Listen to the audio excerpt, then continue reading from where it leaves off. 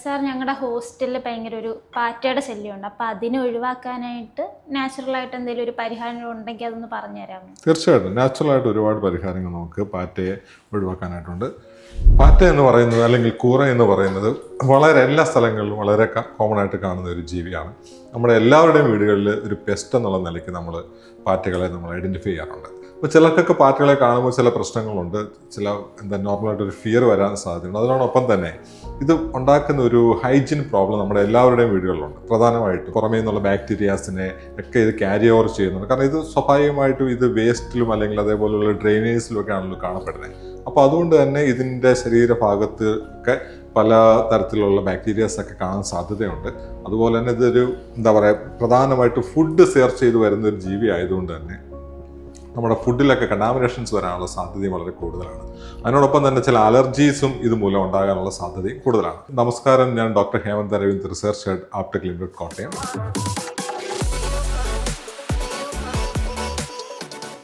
നമുക്ക് കുറച്ച് പാറ്റകളെ പറ്റിയിട്ടുള്ള വിശേഷങ്ങളിലേക്ക് കടക്കാം. പാറ്റകൾ ഏകദേശം 1000-ലധികം സ്പീഷീസ് ലോകമെമ്പാടുമുണ്ട്. അതിൽ തന്നെ നമ്മുടെ വീടുകളിൽ കാണുന്ന സ്പീഷീസ് വളരെ ചുരുങ്ങിയ എണ്ണം മാത്രമേ ഉള്ളൂ. അതിൽ തന്നെ വളരെ പ്രധാനമായിട്ട് കാണപ്പെടുന്ന ചില സ്പീഷീസിനെ പറ്റി സംസാരിക്കാം.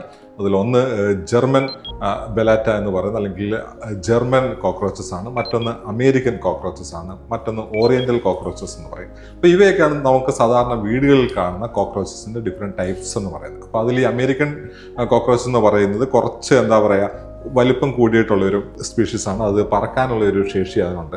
സാധാരണ നമ്മൾ ജർമ്മൻ കോക്രോച്ചസ് ആണ് നമ്മളുടെ വീടുകളിലൊക്കെ സാധാരണ കാണപ്പെടുന്ന, കിച്ചൺസിലൊക്കെ കാണപ്പെടുന്ന കോക്രോച്ചുകൾ എന്ന് പറയുന്നത്. ദെൻ ഓറിയന്റൽ കോക്രോച്ചസ് കുറച്ചുകൂടെ അത്ര കോമൺ ആയിട്ടുള്ള അല്ല, അതിന് കുറച്ചുകൂടി ഒരു ഹൈഡിങ് ഏരിയാസിലൊക്കെ കാണുന്നുണ്ട്. പിന്നെ മറ്റൊരെണ്ണം എന്ന് വെച്ചാൽ ബ്രൗൺ ബാൻഡഡ് കോക്രോച്ചസ് എന്ന് പറഞ്ഞാൽ കോക്രോച്ചസ് ഉണ്ട്.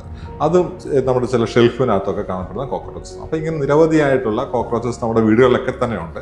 അപ്പോൾ ഇനി ഇതിനെ എങ്ങനെ നിയന്ത്രിക്കാമെന്നുള്ളതാണ് കുട്ടികൾ ചോദിച്ചത്. സ്വാഭാവികമായിട്ടും നിയന്ത്രിക്കേണ്ട വളരെ ആവശ്യകതയുള്ള കാര്യമാണ്. പക്ഷേ കില്ല് ചെയ്യണമെന്ന് ചോദിച്ചാൽ അതിൻ്റെ ആവശ്യകതയില്ല. കാരണം ഇത് നമ്മുടെ എൻവയോൺമെൻറ്റിലെ ഒരു ഫുഡ് വെബിൻ്റെ ഒരു പാർട്ടാണ് പാറ്റകൾ എന്ന് പറയുന്നത്. മറ്റൊരുപാട് ഹയർ ലിവിങ് ജീവജാലങ്ങളുടെ ഭക്ഷണമായിട്ടുള്ള ഒരു ജീവിയാണ്. അപ്പോൾ അതുകൊണ്ട് തന്നെ പാറ്റകളെ നമുക്ക് കില്ല് ചെയ്ത് കളയണം. അത് മാത്രമല്ല, ഇതൊരു സ്വാഭാവികമായിട്ടൊരു നാച്ചുറൽ ഓർഗാനിക് മാറ്റേഴ്സിൻ്റെ ബ്രേക്ക് ചെയ്യുന്ന ഒരു ജീവജാലം കൂടെയാണ്.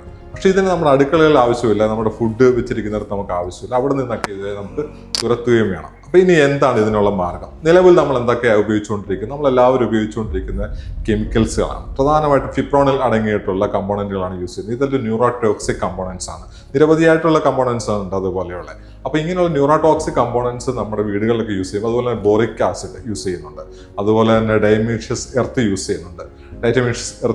അപ്പോൾ ഇവയൊക്കെ നമുക്ക് ചില ശാരീരിക പ്രശ്നങ്ങളിലേക്ക് വരും. കുട്ടികളിലൊക്കെ ഉപയോഗിച്ച് കഴിഞ്ഞാൽ അവർക്ക് ചില അലർജി പ്രശ്നങ്ങളൊക്കെ ഇതുമൂലം ഉണ്ടാകും. ബോറിക് ആസിഡ് മൂലമൊക്കെ ഉണ്ടാകാം. ബോറിക് ആസിഡ് പൗഡർ വെച്ചിട്ടൊക്കെ ചെയ്യുമ്പോഴത്തേക്ക് ചിലരാണെങ്കിൽ വിനെഗർ വെച്ച് യൂസ് ചെയ്യും. പക്ഷേ അത് നമ്മുടെ ഹൗസ് മെറ്റീരിയൽസിനൊക്കെ പ്രോബ്ലംസ് ആണ്. അപ്പോൾ ഇതൊന്നും ഒരു ശാശ്വതമായിട്ടുള്ള പരിഹാരമല്ല, നമുക്കൊരു ഡിപ്പെൻഡബിൾ മോഡലുമല്ല കെമിക്കൽസ് വെച്ചിട്ടുള്ളത്. പക്ഷേ നാച്ചുറലായിട്ടുള്ള ചില മെത്തേഡ്സ്, ചില സൊല്യൂഷൻസ് നമുക്ക് ഈ പാറ്റകൾക്ക് വേണ്ടി അവൈലബിൾ ആണ്. അത് പ്രധാനമായിട്ടും എസൻഷ്യൽ ഓയിൽസ് ബേസ്ഡ് ചെയ്തിട്ടുള്ള ചില കാര്യങ്ങൾ. എന്തുകൊണ്ടാണ് ഈ എസൻഷ്യൽ ഓയിലിലേക്ക് നമുക്ക് പോകാനായിട്ട് സാധിക്കുന്നത്? കാരണം എസൻഷ്യൽ ഓയിൽ അടങ്ങിയിട്ടുള്ള ചില ഫൈറ്റോ കമ്പോണൻറ്റുകൾ ഞാൻ നേരത്തെ പറഞ്ഞതുപോലെ പാറ്റകളുടെ സ്കിന്നിലും ചിറകിലും ഒക്കെയുള്ള അവയുടെ ശ്വസന സംവിധാനത്തെ, അതുപോലെ തന്നെ പാറ്റകൾക്ക് വളരെ ആക്റ്റീവായിട്ട് യൂസ് ചെയ്യുന്നതാണ് അവയുടെ രണ്ട് കൊമ്പുകൾ പോലെയുള്ള ചില ആൻറ്റിനാസ് ഉണ്ട്. ഈ ആൻറ്റിനാസിൽ കൂടെയാണ് അവ ആൻറ്റിനാസിലാണെങ്കിൽ വളരെ റിസപ്റ്റേഴ്സ് ഉണ്ട്, ഹൈലി സെൻസിറ്റീവ് റിസപ്റ്റേഴ്സ് ഉണ്ട്. ഈ റിസപ്റ്റേഴ്സിൽ കൂടെയാണ് പല തരത്തിലുള്ള ഗന്ധങ്ങളെ അല്ലെങ്കിൽ ഭക്ഷണത്തെ പറ്റിയൊക്കെ ഇവയുള്ള ഇൻഫോർമേഷൻസ് എടുക്കുകയും തിരിച്ചറിയുകയൊക്കെ ചെയ്യുന്നു. അപ്പോൾ ഇങ്ങനെയുള്ള ഈ ആൻറ്റിനാസിലെ റിസപ്റ്റേഴ്സിനെ പെട്ടെന്ന് മാസ്ക് ചെയ്യുവാനായിട്ട് ഈ എസൻഷ്യൽ ഓയിലിൻ്റെ സ്മെല്ലുകൾ വളരെയധികം ഉപകരിക്കുന്നുണ്ട്. അതുകൊണ്ട് തന്നെ പാറ്റകളെ കൺഫ്യൂസ്ഡ് ചെയ്യാനായിട്ടും അവയ്ക്ക് അത് അത്ര ഒരു പ്ലസന്റ് അറ്റ്മോസ്ഫിയർ അല്ല തങ്ങൾക്ക് ഷെൽട്ടർ ചെയ്യാനാണ് ഒക്കുക എന്നുള്ള ഒരു കൺസെപ്റ്റ് വരുന്നതുകൊണ്ട് തന്നെ എസൻഷ്യൽ ഓയിലിൻ്റെ സ്മെല്ല് അടിക്കുമ്പോൾ തന്നെ പാറ്റകൾ ആ സ്ഥലങ്ങളിൽ നിന്ന് വിട്ടുപോകാനായിട്ട് അത് എല്ലാ എസൻഷ്യൽ ഓയിൽസ് അല്ല, ചില പ്രത്യേക എസൻഷ്യൽ ഓയിൽസ് ആണ്. ഇപ്പോൾ പെപ്പർമിൻറ്റ് പോലെയുള്ള ചില എസൻഷ്യൽ ഓയിൽസ് അതിന് വളരെ എഫക്റ്റീവാണെന്ന് ശാസ്ത്രീയ പഠനങ്ങൾ തെളിയിച്ചിട്ടുണ്ട്. അപ്പോൾ ഇങ്ങനെയുള്ള എസൻഷ്യൽ ഓയിൽ വെച്ചിട്ട് നമുക്ക് ചില പ്രോഡക്റ്റുകൾ ഡെവലപ്പ് ചെയ്ത് കഴിഞ്ഞാൽ വളരെ എഫക്റ്റീവായിട്ട് നമുക്ക് പാറ്റകളെ നമ്മുടെ വീടുകളിൽ നിന്ന് പുറത്തേക്ക് മാറ്റുവാനായിട്ട് സാധിക്കും. അത്തരം വളരെ നാച്ചുറൽ ആയിട്ടുള്ള ഒരു കോക്രോച്ച് റിപ്പല്ലൻ്റാണ് നമ്മളിന്ന് പരിചയപ്പെടാനായിട്ട് പോകുന്നത്. ആപ്ടെക് പുറത്തിറക്കിയിരിക്കുന്ന ആപ്ടെക് ഹെർബൽ കോക്രോച്ച് റിപ്പല്ലൻറ്റ്. ഇതിൻ്റെ ഒരു സവിശേഷത എന്ന് പറഞ്ഞു കഴിഞ്ഞാൽ ഇത് ഞാൻ നേരത്തെ സൂചിപ്പിച്ചിട്ടുള്ള പലതരത്തിലുള്ള എസൻഷ്യൽ ഓയിൽ, അതായത് പെപ്പർമെൻറ്റ്, യൂക്കലിപ്റ്റസ് പോലെയുള്ള എസൻഷ്യൽ ഓയിലുകളാൽ നിർമ്മിച്ചിരിക്കുന്നതാണ്. അതുകൊണ്ട് തന്നെ നമുക്ക് വളരെ സേഫ് ടു യൂസ് ആണ്. പ്രത്യേകിച്ച് നമ്മുടെ അടുക്കളകളിലായിക്കോട്ടെ, നമ്മുടെ ഇൻഡോർസിലായിക്കോട്ടെ, നമ്മുടെ ബെഡ്റൂമിലൊക്കെ ആയിക്കോട്ടെ, നമുക്ക് ധൈര്യമായിട്ട് ഇത് ഉപയോഗിക്കാനായിട്ട് സാധിക്കും. കാരണം ഇത് പെറ്റ്സ് ഫ്രണ്ട്ലി ആണ്, അതുപോലെ തന്നെ എന്താ പറയുക, നമ്മുടെ ചിൽഡ്രൻസ് ഫ്രണ്ട്ലി ആണ്. അപ്പോൾ ധൈര്യമായിട്ട് നമുക്കിത് ഉപയോഗിക്കാനായിട്ട് നോക്കും, പ്രത്യേകിച്ച് നമ്മുടെ അടുക്കളയിലൊക്കെ. അപ്പം ഇത് ഉപയോഗിക്കേണ്ട ക്രമം എന്ന് പറയുന്നത് നമ്മളുടെ അടുക്കളയിലോ അല്ലെങ്കിൽ എവിടെയാണ് ഈ കോക്രോച്ചിനെ അധികമായി കാണുന്ന സ്ഥലങ്ങൾ, ആ സ്ഥലങ്ങളിൽ 5 മുതൽ 10 ദിവസം തുടർച്ചയായിട്ട് ഉപയോഗിക്കുക. ആ ഉപയോഗത്തിൽ കൂടെ നമുക്ക് ദീർഘനാളത്തേക്ക് കോക്രോച്ചുകളെ നമ്മളുടെ മുറികളിൽ നിന്നുമൊക്കെ നമുക്ക് പുറത്താക്കുവാനായിട്ട് സാധിക്കും. അപ്പോൾ എന്തായാലും ഈ പ്രോഡക്റ്റ് എല്ലാവർക്കും ഇഷ്ടപ്പെട്ട് കാണുമെന്ന് വിചാരിക്കുന്നു. നന്ദി, നമസ്കാരം.